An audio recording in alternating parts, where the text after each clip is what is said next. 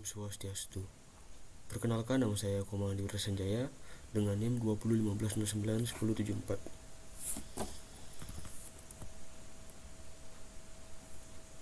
Value chain. Di sini saya akan membawakan 6 topik, yaitu pengertian value chain, pencipta value chain, yang ketiga fungsi value chain dalam perusahaan, yang keempat keunggulan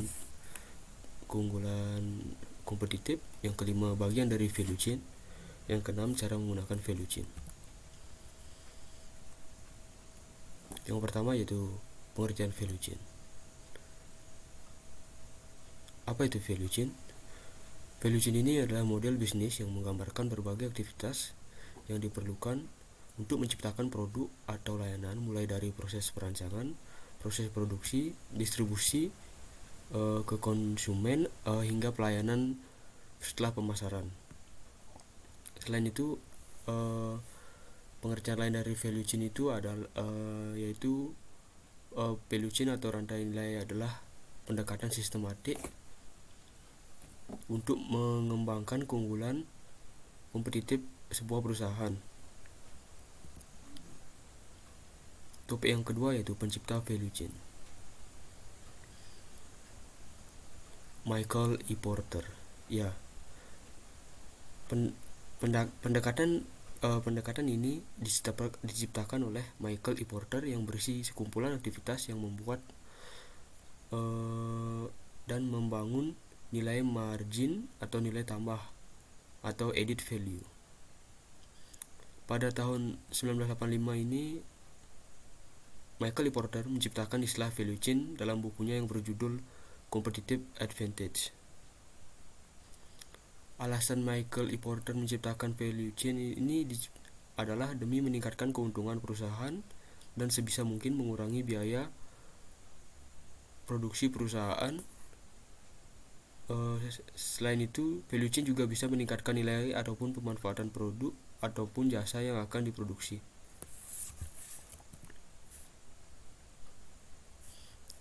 Topik yang ketiga yaitu fungsi value chain dalam perusahaan.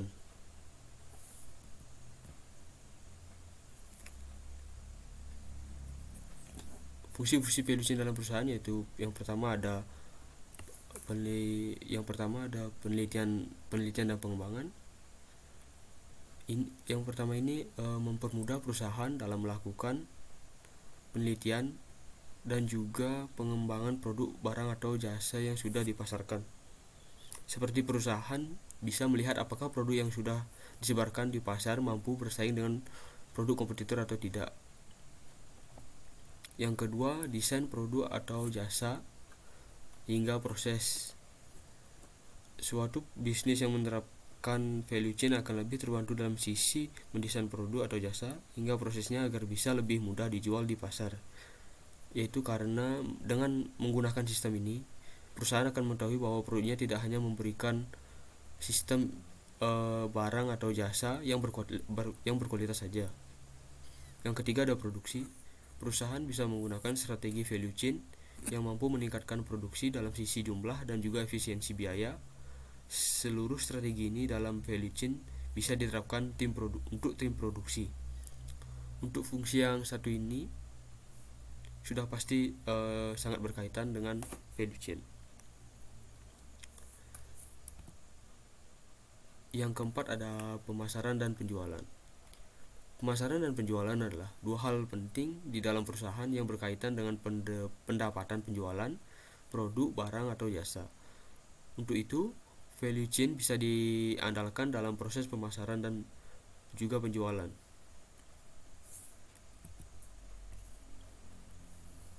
Yang keempat ada keunggulan kompetitif. Keunggulan kompetitif. Yang pertama ada penggunaan informasi untuk mendapatkan pengaruh di pasar.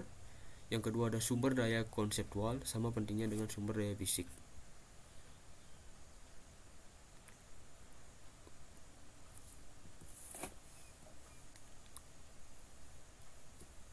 Keunggulan kompetitif ini diperoleh dengan cara ada 3 cara, yaitu yang pertama menyediakan barang dan jasa dengan harga murah.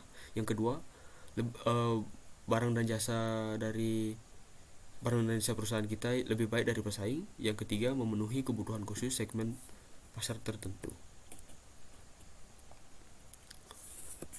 Topik kelima yaitu bagian dari value chain.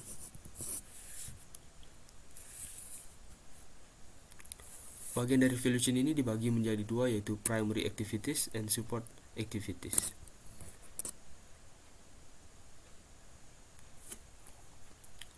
Aktivitas utama atau primary activity adalah kegiatan-kegiatan pokok yang dilakukan oleh sebuah perusahaan untuk memberi nilai tambah. Aktivitas-aktivitas utamanya adalah, yang pertama ada inbound logistik atau logistik utama, yang kedua ada operation atau operasi, yang ketiga ada outbound logistik atau logistik keluar, yang ketiga ada marketing and sales atau pemasaran dan penjualan, yang kelima ada service atau pelayanan.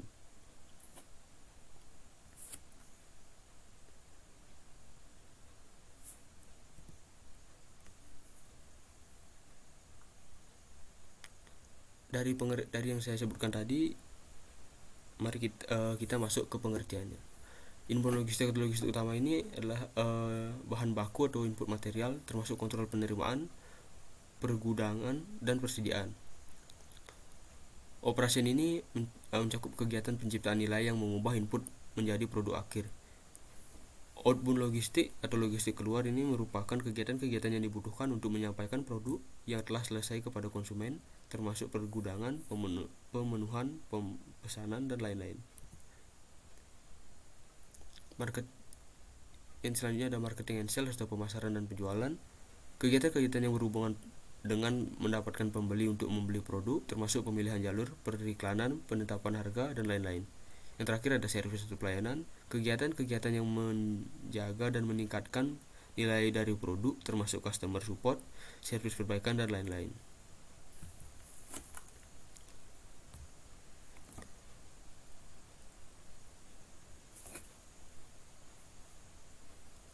Yang selanjutnya yang kedua yaitu ada support activities.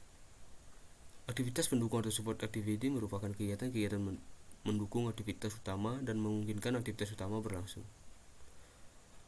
Aktivitas-aktivitas pendukung ini dibagi menjadi 4, yaitu film infrastruktur atau infrastruktur perusahaan, yang kedua ada human resource management atau manajemen sumber daya manusia, yang ketiga ada teknologi development yaitu atau pengembangan teknologi, yang keempat ada procurement atau perolehan. Topik terakhir yaitu cara menggunakan value chain. Yang pertama ada tetapkan prosedur yang diperlukan untuk setiap aktivitas utama.